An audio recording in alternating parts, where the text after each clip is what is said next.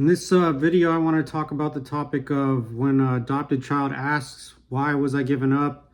This is for adoptees, adopted parents, or even biological parents. Your child may ask you, hey, why did you give me up? Or for an adopted parent, I asked my mom, why was I given up? Why did my mom not want me?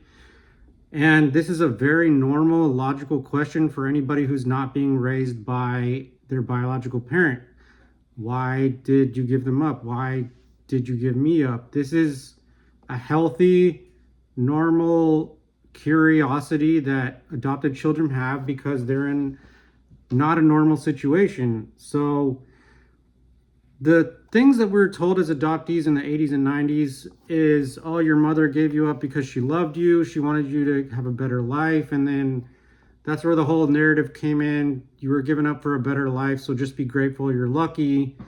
And even though this may be a half-truth, this it doesn't help because kids are way smarter than they say or that they lead on. Kids know way more than I think we give them credit for. And what I took that as, when I asked my mom why she gave me up, why she didn't want me, and it was because of love, we start to equate abandonment with love, and that's a very, very slippery slope to be connected with, those two things. And I knew that that wasn't the full truth. So even up until my 20s and late 30s, I was always wondering, and I'm still kind of wondering it now, like, why was I given up? We need the real answer. And it's going to be hard as an adopted parent telling a child, maybe that's 8 or 9, it was from drugs or violence or rape or whatever the real truth is. But kids really need to hear the age-appropriate truth. So I'm reading from this book, The 7 Core Issues of Adoption and Permanency Workbook for children and teens. It's a trauma-informed resource. And this says, I'm just going to read this paragraph on page 30. Why did this happen? So this is the correct way to handle this question. Well, there are many reasons why birth or first parents cannot take care of their child. Sometimes when a baby is born, parents are not ready to or able to do all the things that a baby needs to grow healthy and strong. Sometimes parents have big grown-up problems. They may not even be able to take care of themselves. Grown-up problems like addiction to drugs or alcohol, homelessness, mental illness, violence or abuse, prison or crime, or being way too young and not ready to be a parent. It's important to know and understand what were the big grown-up problems that your birth or first parents had that led you to needing a new family. Sometimes kids might blame themselves or think that it's their fault that they were in foster care or adopted. Please talk to your parents and ask them all the questions that you have about why your birth or first parents weren't able to be your everyday parents.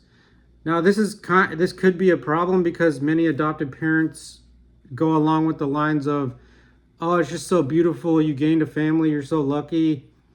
And that could lead to a lot of problems in the future. I was told that, and then I was in the adoption fog until I turned 38. And it could just be a very huge disservice to adoptees. It might sound good and it might sound honorable, but telling the truth, I believe, could be hurtful in the moment, but always for a long-term health and growing. Being lied to is never good long-term. Being told the truth, it may hurt or sting, but always long-term, it could lead to more growth, healing, and being able to work on connections better between the family. So at the bottom of this page, it says, my story belongs to me.